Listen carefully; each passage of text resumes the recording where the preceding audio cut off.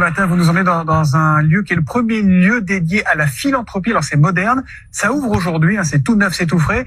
C'est à Paris, ça s'appelle Philanthrolab. Alors c'est quoi Philanthrolab? Alors le Philanthrolab, c'est un lieu qui va accueillir des associations, mais c'est bien plus qu'une maison d'associations. On va découvrir quelques images. Et puis c'est un lieu incroyable. Ce lieu que vous voyez là a plus de 600 ans d'histoire. Au départ, sa vocation première, il est situé rue de la Boucherie, c'était aussi d'aider les pauvres, puisque c'était une boucherie solidaire où on faisait bouillir la viande avariée pour la donner aux personnes indigentes. Après, c'est devenu la première faculté de médecine. Ambroise Paré a fait ses études.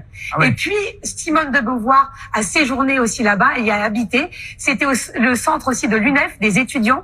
Donc, c'est vraiment un lieu plein d'histoire qui, aujourd'hui, vous voyez comme c'est magnifique, va accueillir plein d'associations, des associations qui ont besoin d'être aidées, d'être accompagnées, qui fonctionnent un peu comme des entreprises, parce qu'il faut aussi qu'elles puissent être rentables dans leur fonctionnement. Et donc là, on leur offre le lieu gratuitement. Elles sont hébergées et accompagnées. Donc c'est absolument incroyable, ce lieu à Paris, tout près de Notre-Dame.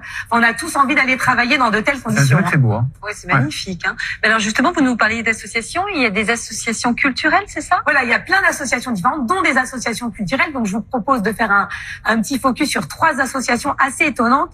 La première, c'est le MUMO. Le MUMO, c'est le musée mobile. L'idée, c'est, on dit 50% des enfants accueillis n'étaient jamais allés au musée et n'avaient jamais vu d'art contemporain. Donc, je vais vous montrer une petite vidéo qui vous donne. Donc, c'est un camion qui va justement dans les campagnes, dans les milieux ruraux, qui s'installe sur les places de village. Là, vous voyez, et on va accueillir les enfants. Ils rentrent dans le camion et là, ils vont découvrir de l'art. Il y a des ateliers qui sont faits et c'est une façon de les initier. En fait, tu vas pas au musée, le musée vient à toi. Le musée vient à toi. Ouais. Et c'est absolument incroyable. On pourrait peut-être le faire venir devant France Télévisions. Hein. Ah, ça serait bien. Ça s'appelle le MUMO, mais je trouve que c'est une très belle initiative. Et donc, ils sont au Philanthrolab. Ils sont accueillis au Philanthrolab. Je poursuis avec d'autres associations culturelles pour vous donner une petite idée de ce qu'on trouve dans ce lieu magnifique. La Fabrique de la danse. La Fabrique de la danse vient en aide aux chorégraphes. En fait, les chorégraphes aujourd'hui, c'est pas évident pour eux. Ils ont besoin de se renouveler économiquement. Ils ont besoin qu'on les aide.